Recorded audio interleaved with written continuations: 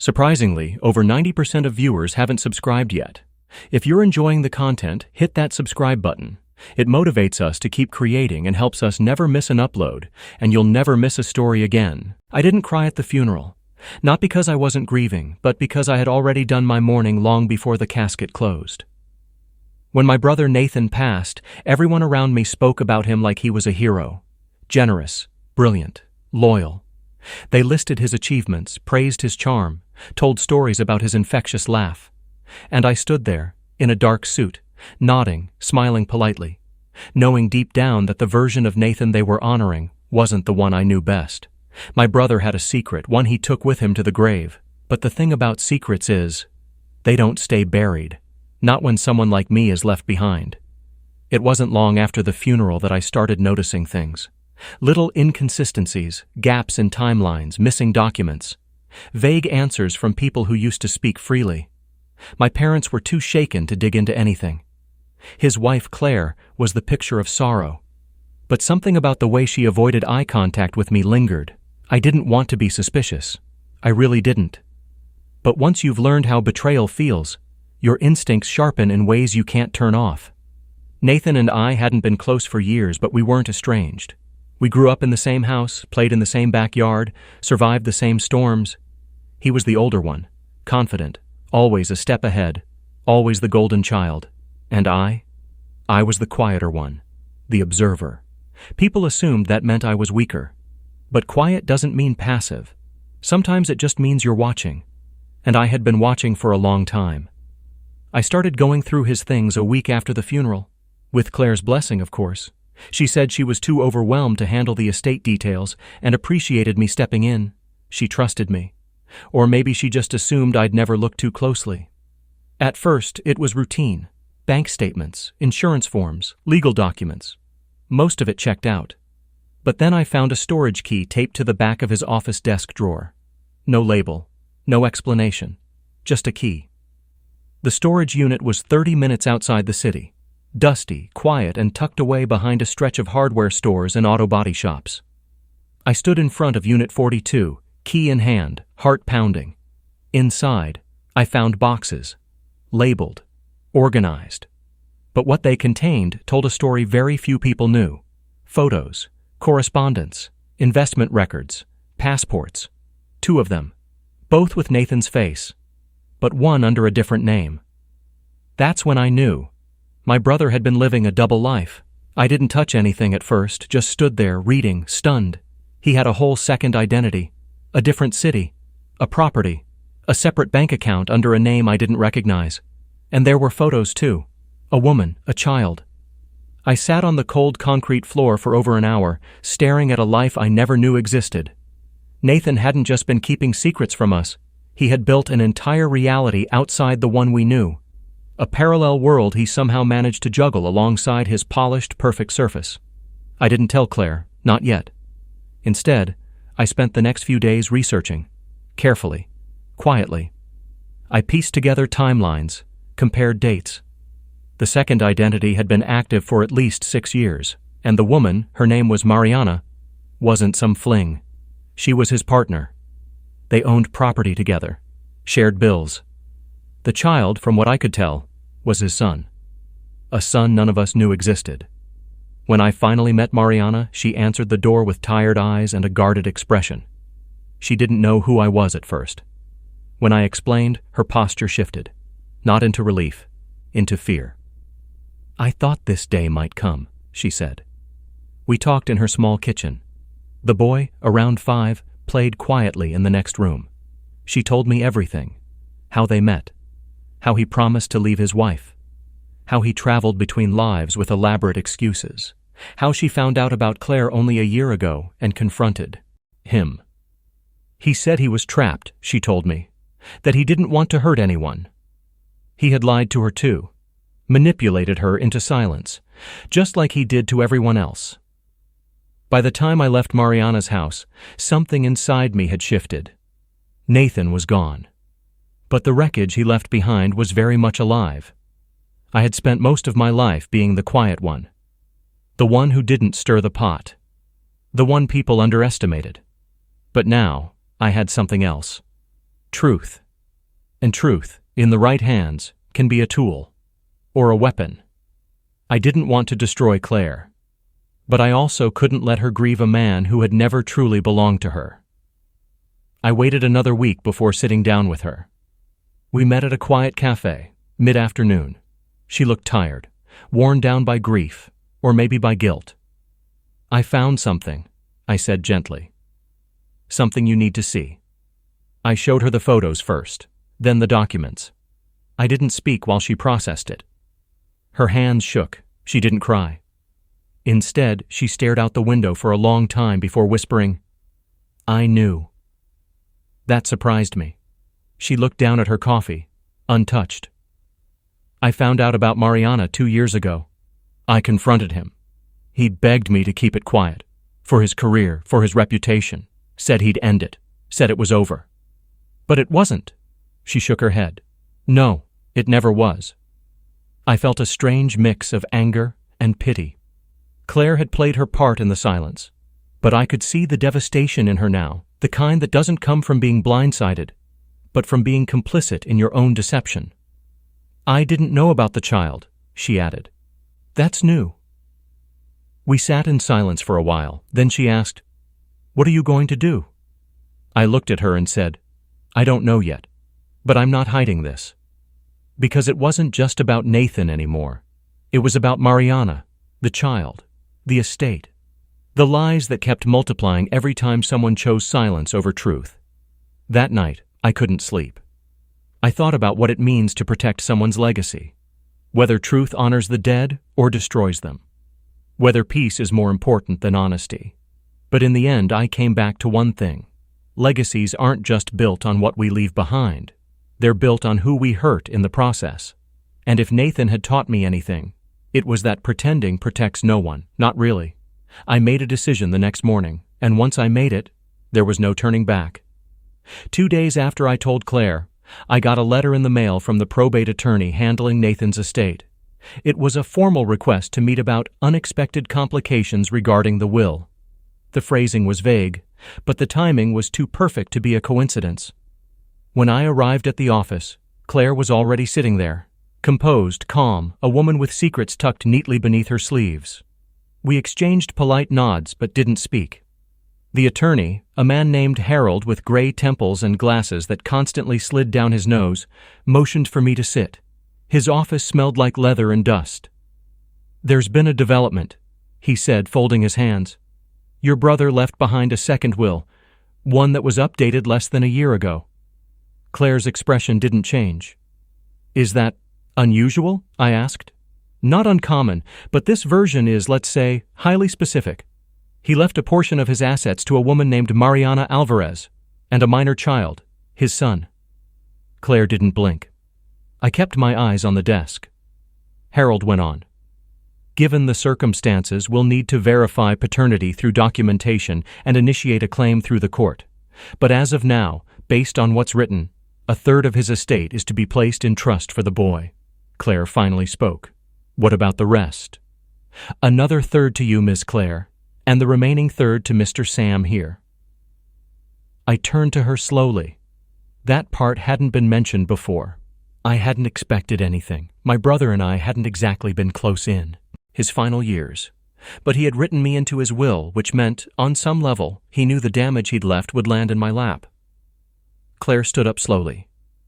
"I'll have my attorney review this." "Of course," Harold said, nodding. She walked out without a glance at me. I stayed behind. "What happens next?" I asked. "We begin the validation process, and we contact Mariana." "I already have," I said quietly. Harold raised an eyebrow but didn't press. Outside, the sky had turned gray. I drove straight to the lake where Nathan and I used to fish as kids.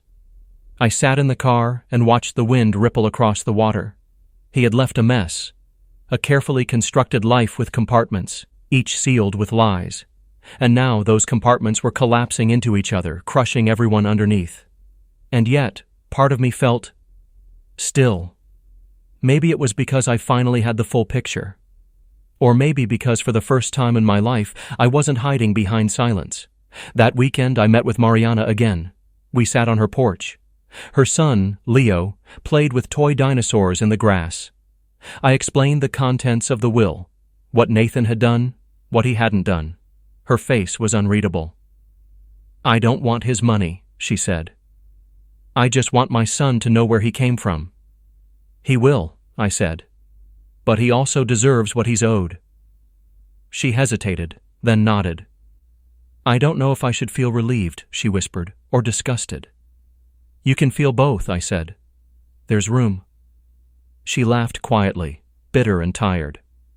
Over the next few weeks, I handled the paperwork with Harold, helped Mariana submit the required documentation, and met with Claire once more, this time at her request. She invited me to her home, the same house she and Nathan shared, the one he had used as his polished stage while building a second world behind the curtain.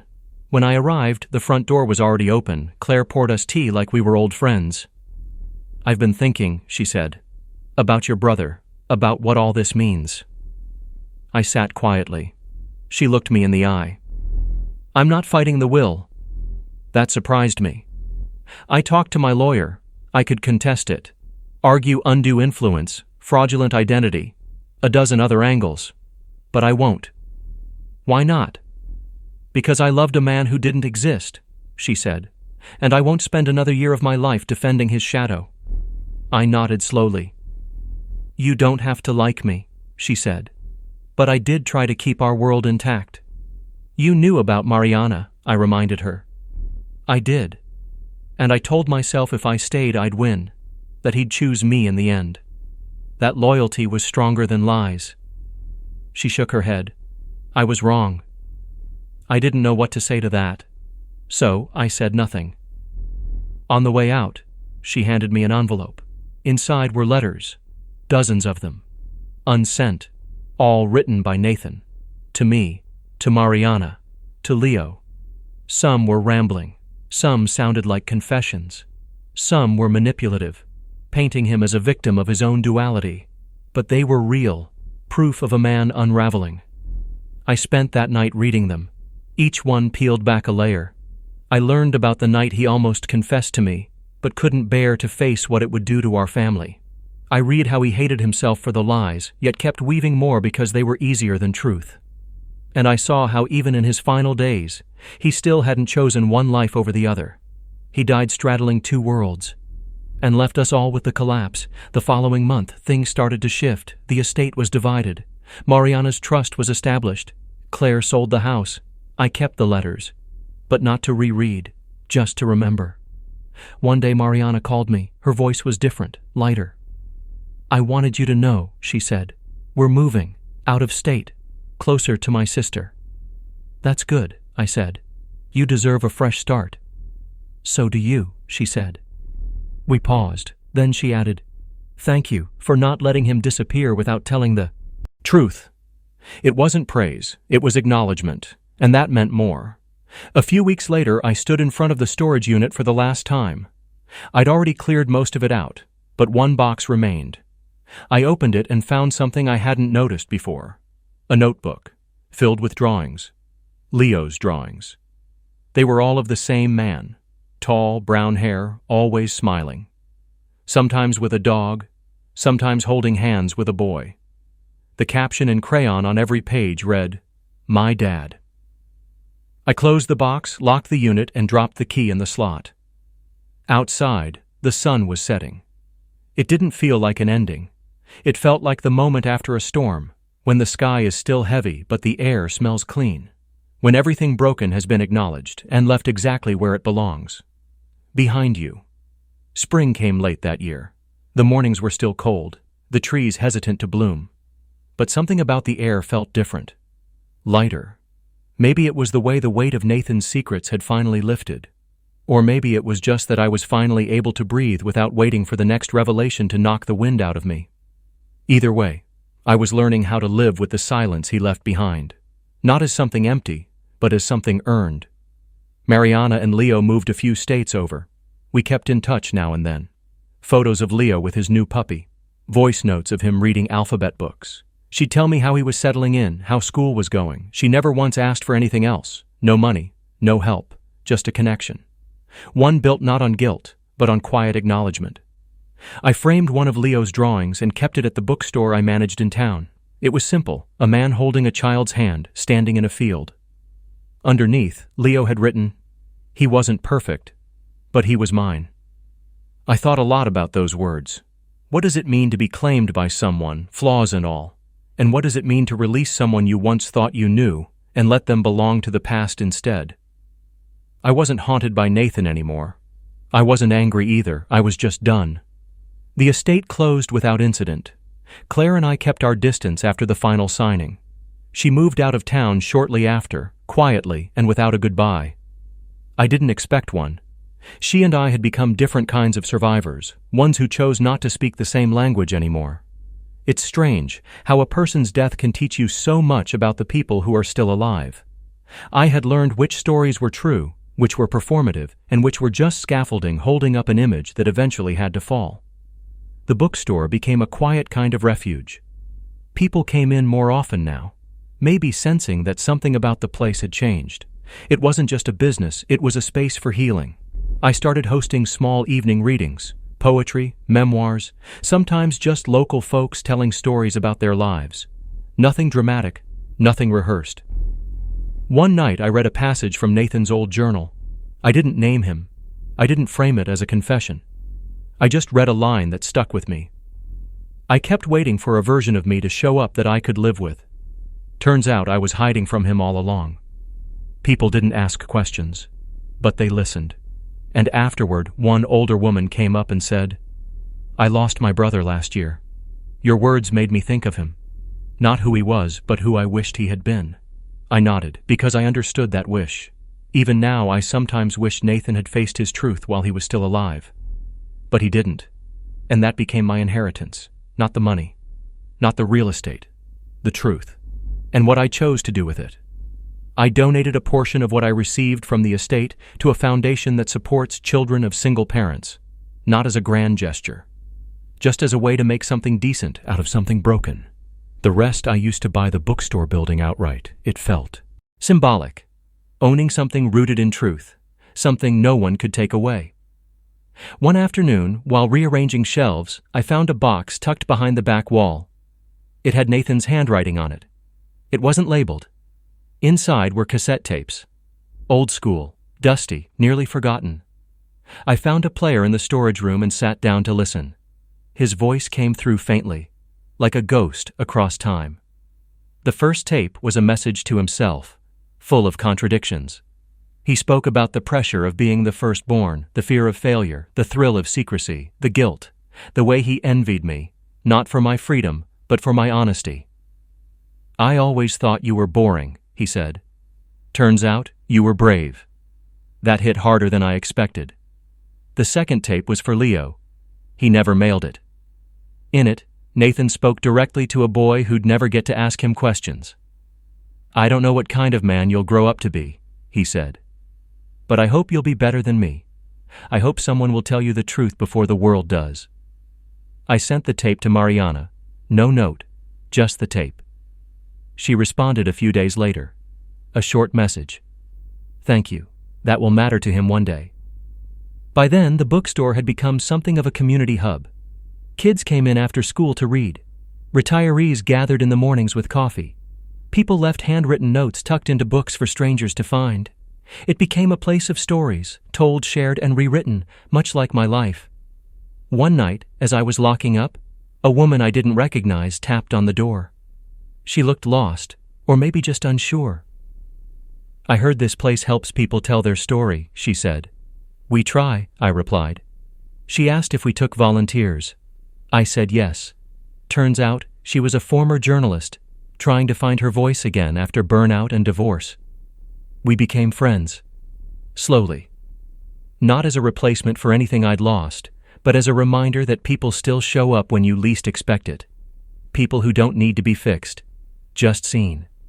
And maybe, in a quiet way, that's what I had become. Someone who sees, not judges, not rescues, just listens. Years later, when Leo was old enough to understand, Mariana brought him to the bookstore. He was tall now, kind eyes, wore his backpack like a shield, He walked the aisles in silence, then stopped in front of the framed drawing of his own childhood work. "That's mine," he said. "It is," I replied. He looked up at me. "You knew my dad?" "I did." "Was he good?" I thought for a long moment. "He was complicated," I said, "but he loved you. That part's real." Leo nodded like he already knew. Before they left, Mariana slipped a folded letter into my hand. Later, I opened it. Inside, she'd written, "He won't remember his father for what he did wrong.